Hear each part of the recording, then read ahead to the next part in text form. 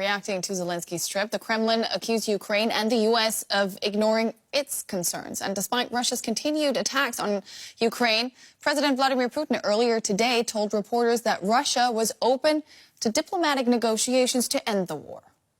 All conflicts, all armed conflicts, eventually end with diplomatic negotiations, and we have never rejected such an opportunity. It's the Ukrainian government that's barred itself from holding negotiations. It looks quite unusual, I would even say strange, but sooner or later, any sides that are in a conflict with each other sit down and negotiate. The sooner our opponents realize that, the better. We have never rejected that.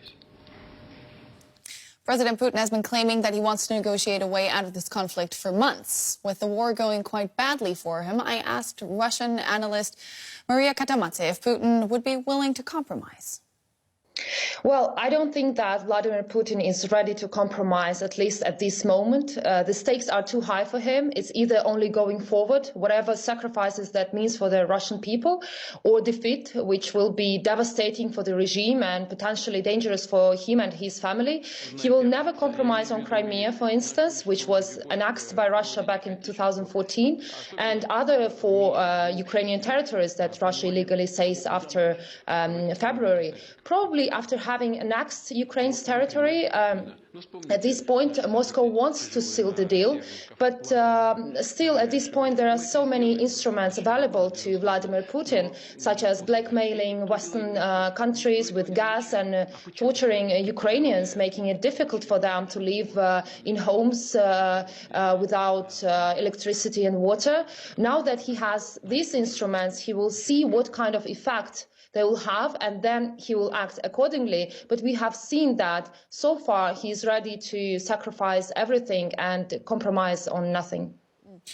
These remarks, of course, follow Zelensky's visit to the U.S. How did the meeting go down with the public and the media in Russia?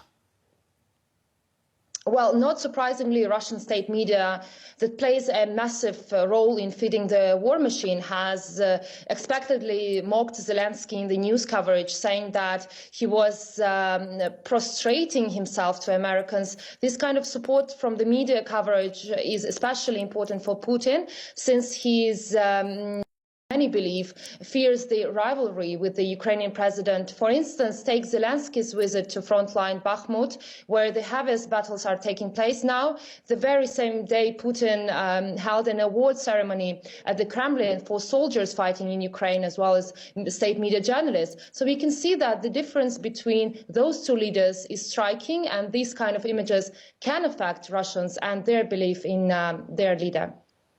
Moscow says the new military aid promised by the United States will only prolong the Ukrainian people's what they call suffering, and has warned of consequences. Now, the suffering is, of course, brought upon the Ukrainian people by Russia. So how big are fears of an even greater escalation now?